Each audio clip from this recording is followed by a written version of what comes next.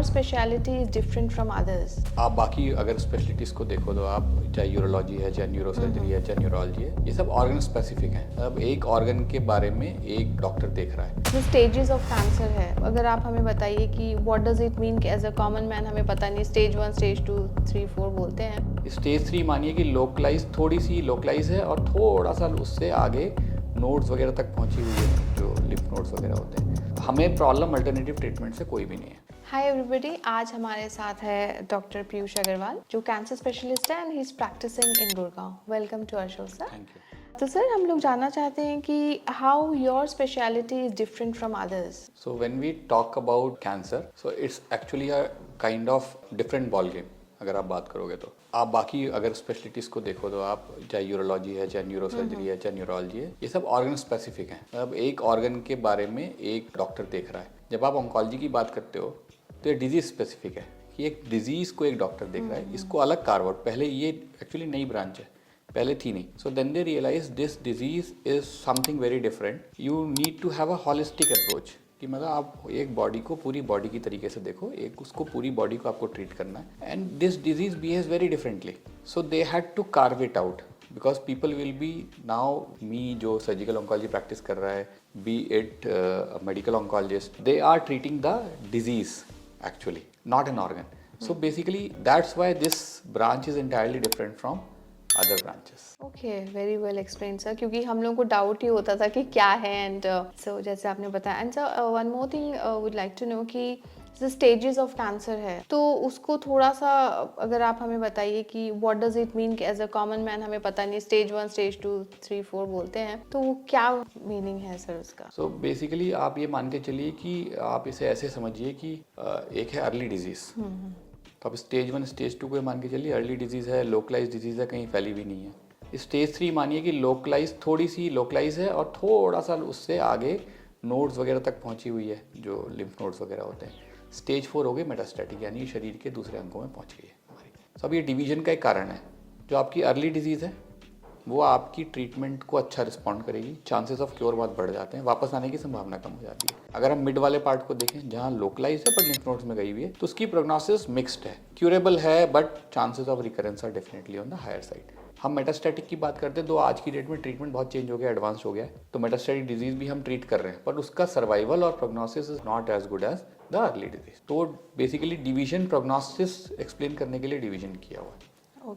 Okay, तो early अगर हम लोग डिटेक्ट करें तो वो बेटर होगा। यस, तो वो बेसिकली जो हमारा सारा अवेयरनेस का पर्पस क्या है, अवेयरनेस का पर्पस ये है कि आप अपने सिम्टम को डायग्नोस कर सको, जो भी आपके चेंजेस हो रहे हैं आप उसे देख पाओ और आप जल्दी से जल्दी जाके दिखाओ, ताकि अर्ली कि cancer is not different from other diseases. कोई भी बीमारी, किसी भी बीमारी को आप ले लो, आप छोटी छोटी बीमारी की बात कर लो, चाहे डेंगू की बात कर लें। अगर आपका डेंगू का प्लेटलेट ठीक है, अभी बुखार आना शुरू हुआ, आप डॉक्टर पे पहुँच गया, कुछ नहीं होगा।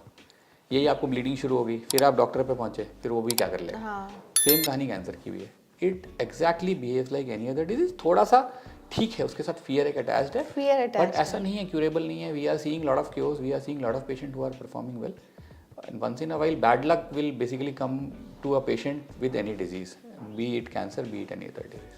Right sir. एंड सर, कई बार यही अर्ली डिटेक्शन इतना इम्पॉर्टेंट है, लोग ऑल्टरनेट ट्रीटमेंट्स पे चले जाते हैं, मेडिसिन पे, तो आपका उसमें क्या व्यू पॉइंट है सर?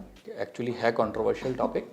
मैं बहुत शॉर्ट में इसको बहुत समझाना चाहूँगा कि हमें प्रॉब्लम अल्टरनेटिव ट्रीटमेंट से कोई भी नहीं है। So be it Ayurveda, be it homeopathic, but see what we are doing right now, हम जो भी ट्रीटमेंट दे रहे हैं वो कोई गाइडलाइंस के अंडर है, उस पर ट्रायल्स हो चुके, lot of data is there, multiple phases की ट्रायल्स हो चुकी हैं, सेफ्टी प्रूवन है, ट्रीटमेंट के आउटकम्स प्रूवन है। सो हम ये नहीं कहते कि नहीं होना चाहिए, आप पहले ट्रायल कर लो, आप ट्रायल कर लो, आप सेफ्टी के डेटा ले आओ, आप ये डेटा ले आओगे ये इफेक्टिव ट्रीटमेंट है, वरना आप जड़ खिलाए जा रहे हो, उसका इफेक्ट आ रहा है, साथ में कीमो भी ले रहा है, आपको कैसे पता कीमो काम कर रही है, जड़ काम कर रही है। तो आप अपने डेटा ले आओ, we will be more than happy to basically inculcate that treatment. अगर पेशेंट को बेनिफिट हो रहा है तो मुझे कोई दिक्कत नहीं है कि कोई सा ट्रीटमेंट हो, लेकिन अभी राइट नाउ जो हमारे पास डेटा है, हमारे पास जो एविडेंसेस है, they favour the treatment that we are prescribing because it is based on certain guidelines, stage wise guidelines हैं, हम वो गाइडलाइंस फॉलो करते हैं, patient definitely is getting the benefit of that treatment. Right sir. अच्छा sir, early detection की हम बात करें तो मरीज को कब जाना चाहिए डॉक्टर के पास, किस डॉक्टर के पास जाना चाहिए?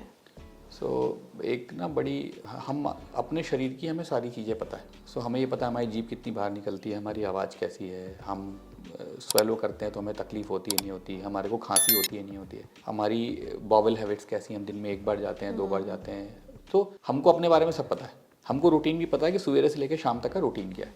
अब अगर आपके रूटीन में, आपके शरीर में कोई भी बदलाव है, ठीक है, समय ऐसा है आज की डेट में आपको नहीं पता क्या हो सकता है। अगर आपके रूटीन, आपका मुंह खुलता था खुलना बंद हो गया, सडनली मुंह से फाउल स्मेल आने लग गई, आप ब्रश कर रहे हो फिर भी फाउल स्मेल आ रही है, दांत लूज होने शुरू हो गए, कहीं स्वेलिंग आ गई, ठीक है ना, एक्जिला में स्वेलिंग आ गई, आपके डिस्चार्ज होना शुरू हो गया किसी भी जगह से, निपल डिस्चार्ज हो गए, मेंसेस एबनॉर्मल हो गया। अब आपको अपने पता है कि इतने दिन चलेगी साइकिल और इतना ब्लड आना है, नाउ सडनली इट इंक्रीजेज और डिक्रीजेज। आपको मोशन पता है मैं दिन में 2 बार जाता था, now you have increase the frequency और डिक्रीज द फ्रीक्वेंसी। कोई भी चेंज किसी भी ऑर्गन में, साइज शेप चेंज हो गया, यस, आपका weight loss unexplained. So you are not going to gym, you are not dieting, suddenly weight loss होना शुरू हो गया।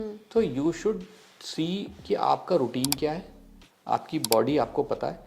Any change that you see in the body, any change in your routine, kindly go and get investigated. जांच कराने में नुकसान नहीं होता, नहीं कराने में नुकसान है, नहीं कराने में नुकसान होता है। सर आपने बहुत अच्छी तरह से सिंपल वे से हमें समझा दिया कि अगर शरीर में कुछ भी एबनॉर्मलिटी हम देख रहे हैं तो हमें तुरंत जांच करा लेना चाहिए। तो सर इसके लिए क्या हम लोग, अगर हमें ऐसा लगे, हम जनरल फिजिशियन के पास जाएं, किसके पास जाएं? आप इन चीज़ों को, शिकायतों को लेकर के general physician, general surgeon, even अब तो हेल्थ चेकअप है हर जगह। हाँ, अब तो पैकेज में हेल्थ चेकअप घर पे आ जाते हैं, सारी चीज़ें हो जाती हैं। आप फिजिकल एग्जामिनेशन कराना है, जनरल सर्जन, जनरल फिजिशियन किसी से करा लीजिए। Once you are diagnosed, once you are suspected और diagnosed, once they have diagnosed की लंप है, something has to be done, then please visit a oncologist, be it a medical oncologist, a surgical oncologist, plus please visit a oncologist, because वहाँ गड़बड़ हो जाती है कि वहाँ the oncologist has a better vision of what the thing is and how to proceed. And so any particular test that needs to be done or So we call them screening test. So screening test क्या होता है कि आपके शरीर में अभी कोई symptom नहीं है पर आप टेस्ट कराते हो तो जांच में जल्दी पकड़ में आ जाता है। कुछ कैंसर्स के लिए सबसे कॉमन तो ब्रेस्ट कैंसर है। सो ब्रेस्ट कैंसर में आज की डेट में सर्वाइवल वर्ल्ड वाइड 20 ईयर्स का काउंट करने लगे। नॉर्मली हम 5 साल का काउंट करते थे। रीज़न बीइंग कि इसकी स्क्रीनिंग बहुत अच्छी होगी। तो मेमोग्राफी है, सिंपल है। If you are above the age of 40 years, yearly एक मेमोग्राफी या अल्ट्रासाउंड ब्रेस्ट करा लीजिए। सेम कोलोन कैंसर के लिए अगर आपकी फैमिली हिस्ट्री है, नहीं है कोलोनी कैंसर, 50 की एज के बाद आप अपना कोलोनोस्कोपी करा लीजिए। 10 साल में एक बार कराना है, कोई ऐसी वो भी कहानी नहीं है। प्रोस्टेट के लिए PSA शुरू हो गया है।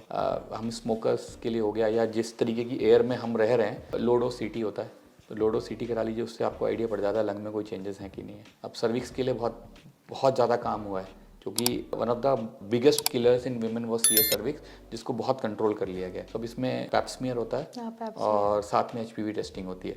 सो अब ये है कि आपके 30 के बाद पैप्समियर और HPV की टेस्टिंग, कंबाइंड टेस्टिंग 5 साल में एक बार आप करा लो। उससे पहले 21 से स्टार्ट हो जाती है।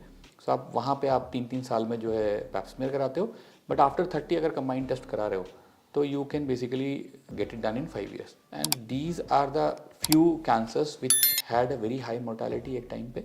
अब ये अर्ली पकड़ में आने शुरू हो गए क्योंकि स्क्रीनिंग बहुत रोबस्ट हो गई। सो अगर आप इनमें से किसी चीज़ का सस्पेक्ट कर रहे हैं तो please go and get tested. Plus if you have family history, what ever cancer, if you have family history, please be in touch with the oncologist. तो फैमिली हिस्ट्री में सर चांसेस ज़्यादा होते हैं?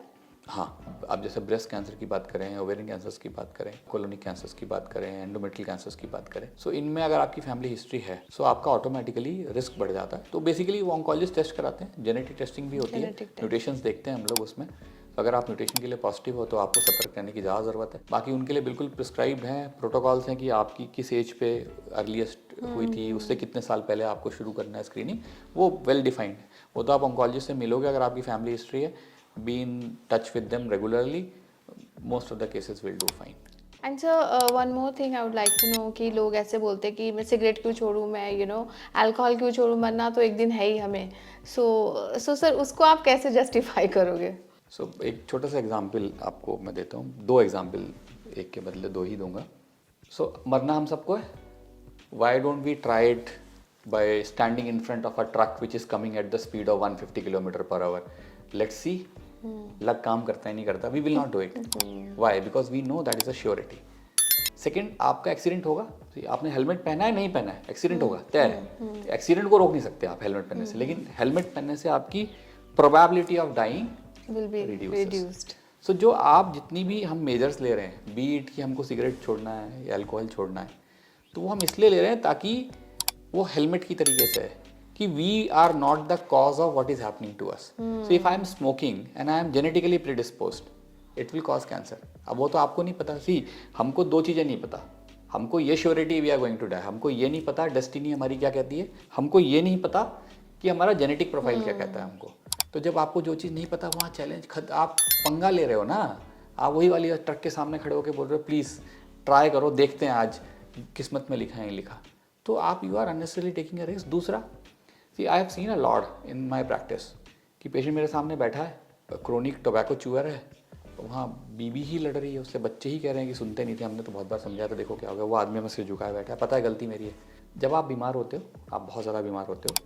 जब आपकी पोटेंशियल ऑफ मोर्टेलिटी है आपको पता है लाइफ का कुछ नहीं पता है अनसर्टेनिटी. एट दैट पॉइंट आप you don't want to be blamed for what happened to you. So somewhere leaving all this things या सब कुछ जो है ना वो टूवर्ड्स दैट आउटकम वर्क कर रहे हो आप कि why should I become the cause of pain in my life. That is And people blaming me for all see, the wrong at the end of the day you are the cause of things, so people will blame you. So you want to avoid that part.